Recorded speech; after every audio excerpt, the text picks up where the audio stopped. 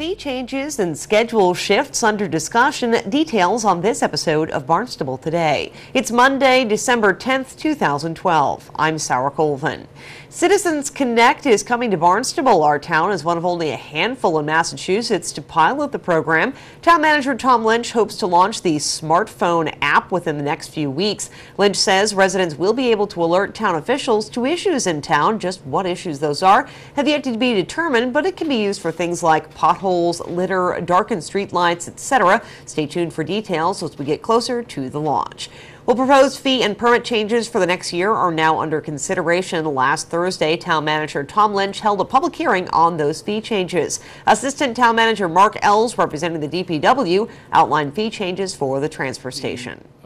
Current rate for the solid waste division for the first sticker commencing January 1st, 2013 through August 31st, 2013 is currently, well, the 2012 existing rate is $140.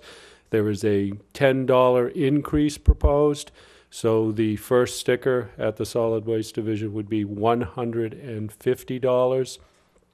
The cost increase is a result of the combined trash disposal recycling program that we have. We have been over the years trying to minimize cost increases, but the cumulative cost of both programs results in a requirement that we propose an increase to that fee. Next, Ells discussed fee changes for water pollution control. First fee is a residential fee, and this is per 100 cubic feet. The existing rate is $4.42.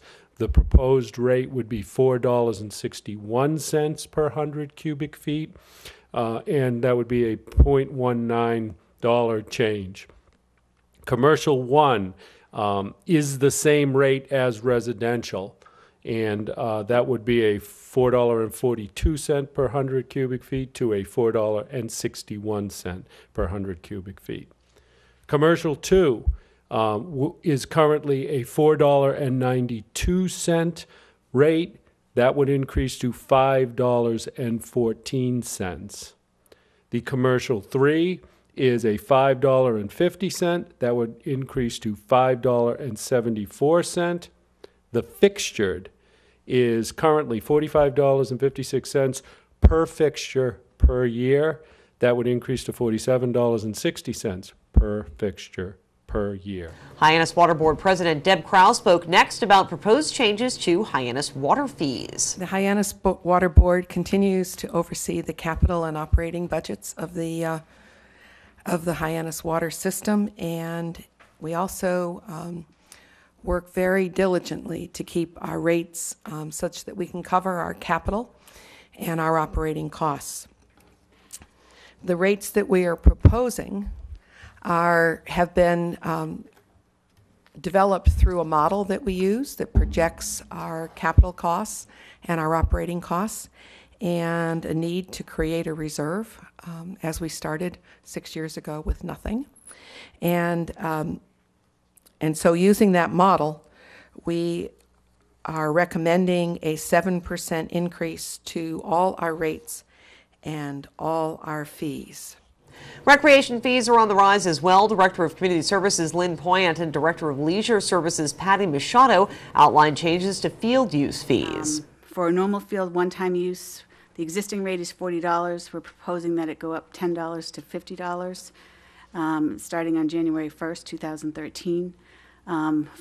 That's for a one-time use. For 10 or more uses, the existing rate is currently $400. We're proposing that it go up to $500. Which is a change of $100, and that also would go into effect on January 1st, 2013.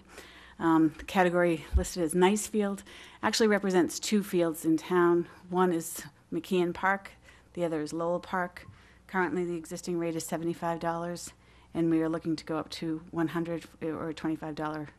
Changes to golf fees were also proposed by Poyant and Hyannis Golf Pro Roman Greer. We're actually going down in a couple of cases. We're asking that we no longer have residency restrictions. The resident annual pass is currently, existing rate is $850. We're looking to propose a $25 increase to $875.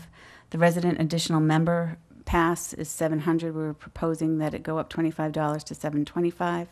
Our non-resident annual pass is $1,150.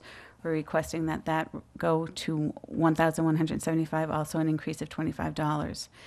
Our annual young adults previously was under the age of 25. We're looking to have that go to under the age of 30 with no resident restriction. The price of that is staying the same at $500. Our annual junior student pass previously had a residency restriction.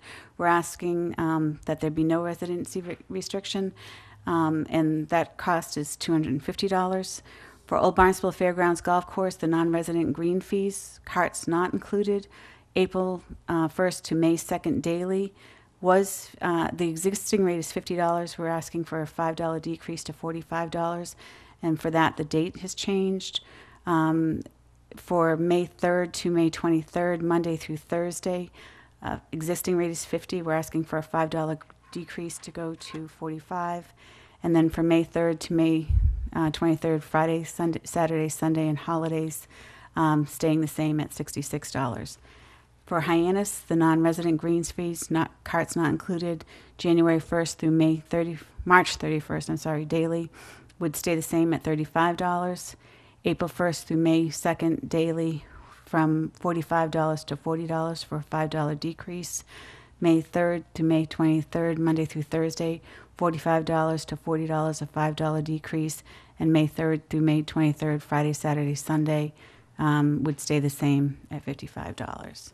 Town Manager Tom Lynch says he'll take the proposals under advisement. Changes could be coming to the school day at Barnstable High. Superintendent of Schools Dr. Mary Chkowski tells us Barnstable High Principal Pat Clark and a committee have been working on school schedule changes for about a year now. Different schools, talking with other school systems around their scheduling, and currently we have a schedule that, and we're doing this for a couple of reasons. First, we have to meet the requirement of Mass Core. All districts are required to work towards Mass Core requirements, and we're pretty well set, and it's a designated number of courses per year in certain content areas. And one of the areas that we need to work on is in the area of math. We currently, as a graduation requirement, have 3 years of math. We need to have 4 years of math.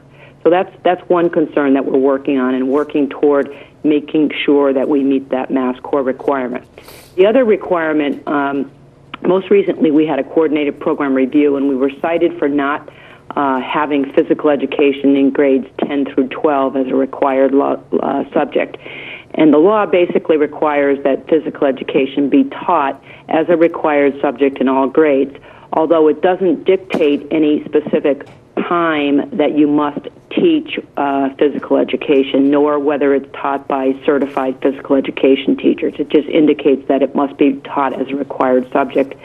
So we're looking at that. Also, we're looking at possibly challenging that requirement with the Department of Elementary and Secondary Education, as we're finding that it's not consistently applied to all school districts across the state. So I've been working with our school committee chair, Margot Weber, and we may be challenging that with the department. But also, the requirement does allow us to waive that physical education requirement if students are involved in interscholastic sports, activities, things like that.